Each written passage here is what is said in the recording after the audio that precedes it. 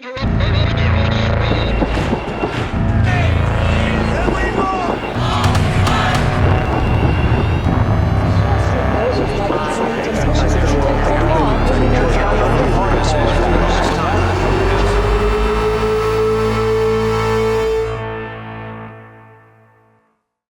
everyone, I'm Mnar Muhawesh for MintPress News' Behind the Headline.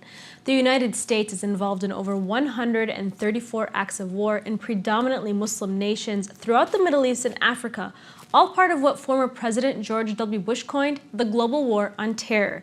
The biggest misconception about that war, though, is that it started after 9/11 with the U.S. invasion of Iraq and Afghanistan.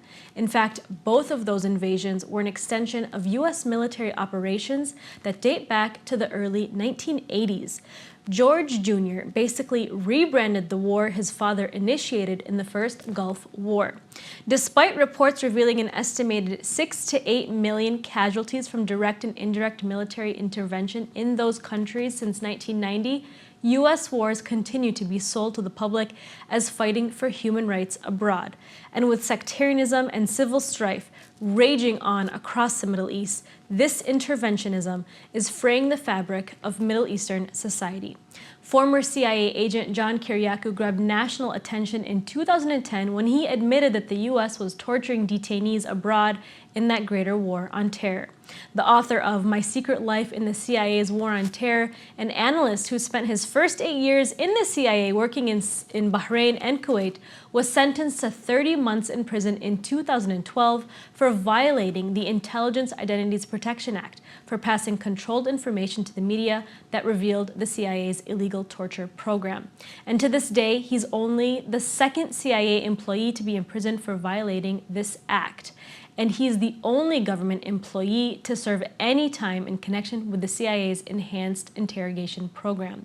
He was released from prison in February when he went home to serve out his sentence under house arrest. Now that that's over, he's speaking out against U.S. interventionism.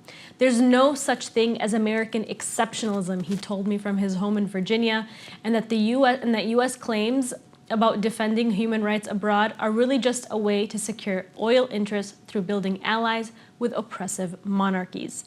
Check it out. Well, first of all, thank you, John, for joining me today. I really appreciate it.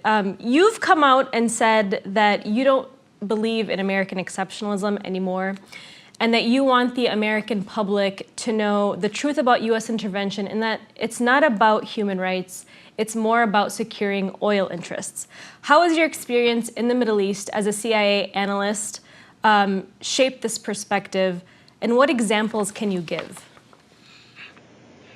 The first time I ever lived in the Middle East was in Kuwait in the immediate aftermath of the first Gulf War. I went in with the Marines in March of 1991, and with the State Department contingent led by Ambassador Skip Ghanim, we reopened the embassy and tried to get back to work again. But as an analyst at the CIA leading up to the liberation of Kuwait, I guess I had convinced myself that we were doing this for altruistic reasons.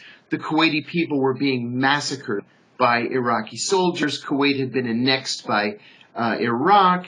There was a puppet government that was put in place. And then, lo and behold, the American military, along with the international community, went in and liberated the Kuwaiti people. And weren't we great? And human rights were going to be respected. And boy, this was just wonderful. But then you see incidents like, let's say, Yemen or Syria, where there are very serious human rights issues at play. And we don't go into Yemen to feed and clothe the Yemeni people and to give them medical aid, or the Syrian people. And goodness knows, Bashar al-Assad has slaughtered his own people over the years to the point where his father's atrocities have been dwarfed by what he's done. And so it made me realize that it's nice to pay lip service to human rights. We love to say that we're this shining city on a hill where we support human rights. But the truth of the matter is, we only support those human rights when the country also has oil that it can sell us.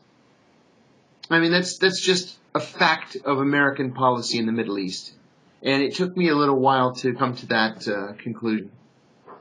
And so how have these oil interests shaped U.S. alliances in the region and defined the conflicts we see today raging on across the Middle East? I mean, you talked about Yemen, you talked about Syria. I mean, not that the U.S. is not involved in Syria, it's actively arming the Free Syrian Army, and our allies are actively arming and supporting the terror groups that are literally spreading sectarianism across the country. So how have these policies shaped U.S. alliances in the region? Oh, this policy is so short-sighted that it has forced us to embrace governments, especially monarchical governments, that we probably otherwise wouldn't have anything to do with. The most obvious example is the Al Saud. We really have very, very little in common with the Saudi government, other than the fact that they have oil that we want to buy, and we both hate Iran. And that's pretty much it. Now, there's this very popular misunderstanding among Americans when they look at Saudi Arabia that all Saudis are wealthy, right? That's just simply not true. Anybody who's been to the eastern province of Saudi Arabia knows that at least those Saudis are not wealthy. And it's because of systemic governmental discrimination against Shia Muslims who are mostly resident in the eastern province of Saudi Arabia. Another one is Bahrain. I lived in Manama for 2 years, and really they were 2 of the best years of my life. But the truth is, here's another monarchy. It's a Sunni monarchy in a majority Shia country, and that monarchy, at least since its independence in 1971, has sought to put down the Shia majority. They've talked for decades about the Bahrainization of the economy there. And what that means, or what it's supposed to mean, is a governmental program to put Bahrainis to work. It has never worked. And the reason it's never worked is because the government, over all those decades, has sought to import workers from other countries. And not just other countries, but other Sunni countries, specifically Pakistan, for example. There are a great number of Palestinians or Egyptians, and since really the turn of this century, Syrians in Bahrain. And so it just makes the problem worse and worse, where Bahraini Shias have come to the conclusion, through many difficult years, that they just simply can't trust their government to represent them. And so you mentioned, the Sunni-Shiite divide, but if we look at the Middle East today, nearly every conflict is actually defined that way, just like you mentioned, as religious or sectarianism. And of course, in my opinion, I believe that that's an Orientalist kind of way to describe the Middle East, because it's much more complex than that. And now we have terror groups like ISIS and al-Nusra, raging on, pushing this sectarianism and plaguing the region. But analysts actually warned that this would take place before the U.S. invasion of Iraq, and they said that this would actually happen if the U.S. invaded Iraq, and that government would fall. So it almost seems like the Bush administration pushed this destabilization kind of agenda in the region because it would secure our own interests. What is your opinion on this? Oh, I think this is exactly the root of the problem. I remember when I was at the CIA participating in a secure video teleconference that was being chaired by one of the senior directors at the National Security Council. And this was just in the weeks before the invasion of Iraq. And this neoconservative Republican member of the NSC said, and I'll never forget it, he said, as soon as we cross that border, meaning the border from Kuwait into Iraq, they're going to throw flowers on us. And I thought to myself, throw flowers on us? We're going to invade and occupy their country. And as bad as Saddam Hussein is, nobody wants his country to be occupied, least of all by the Americans. And I remember looking around, and this was a teleconference in which the participants were the CIA, the Joint Chiefs of Staff, the Office of the Secretary of Defense, the State Department, the National Security Council, and everybody's nodding their heads like this. All these heads are just bobbing up and down. And I thought to myself, do these people know nothing about the Middle East? What would we do if somebody decided to invade us in order to help us, and in order to liberate our country, and in order to help us deal with our problems? Every American would have a gun, and every American would defend his home and his family, and there would be a war on American soil. And I don't know why we expected Iraq to be any different. Exactly, and actually, since the 1990s, U.S. wars have resulted in nearly, it's been estimated to be as high as 8 million civilian deaths in the Middle East from U.S. policy in Iraq and Afghanistan.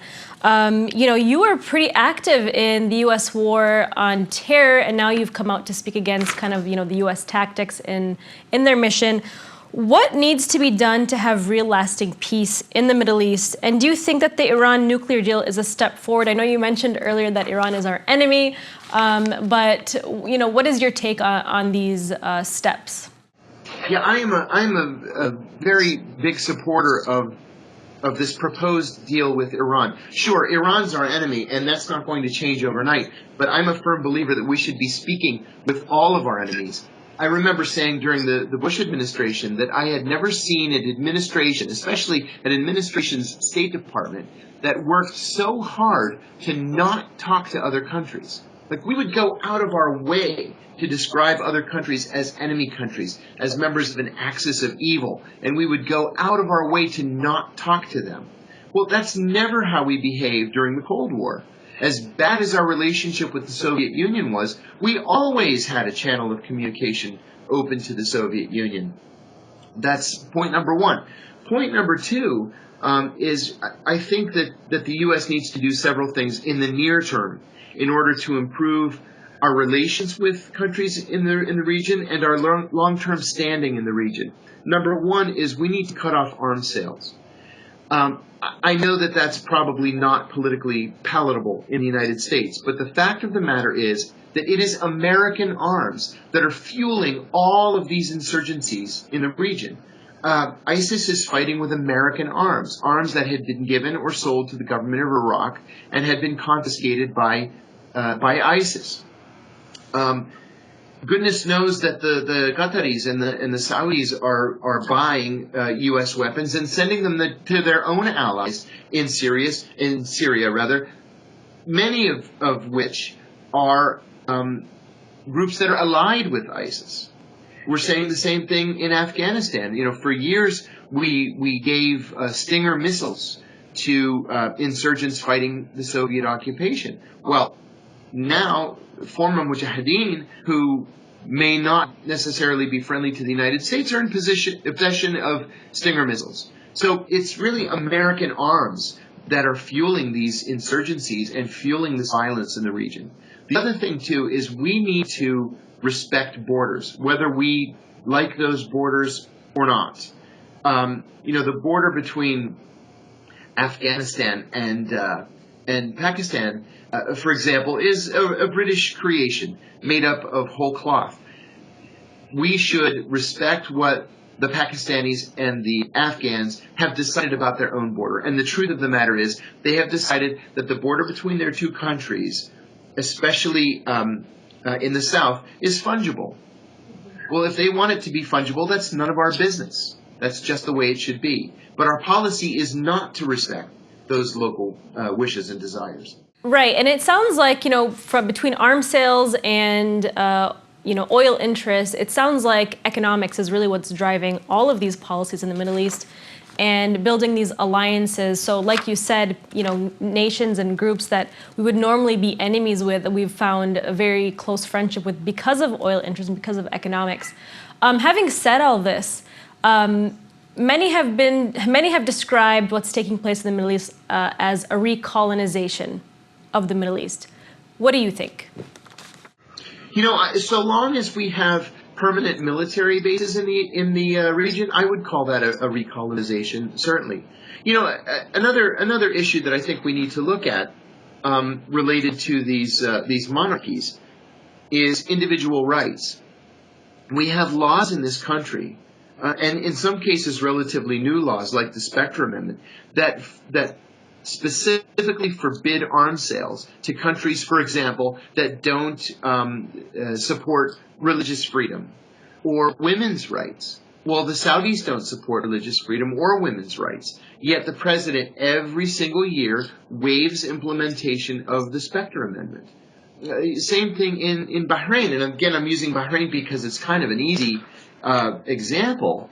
There's just no respect for individual rights and freedoms. There's no respect for human rights. And on the one hand, we have State Department officers going out there every single year from the embassy and writing a human rights report and saying shame on the Bahrainis for not supporting rights for Shia Muslims. And then that same embassy and some of those same embassy officers are going to the Bahraini royal family and saying, oh, wait, here's $1 billion. Thanks for letting us use this Navy base for another year or another 10 years. So which one is it? Is it our military interests, or are we going to fight to preserve human rights? Because we're not doing both. Right, and the fact that we're, allied with some of these monarchies, as you said, it kind of helps us continue this destabilization of the region to use this sectarianism to push these economic interests. John Kiriakou, thank you so much for joining me today. Really appreciate it. Hope to have you on again soon. Thank you. Thanks for having me. It's a pleasure.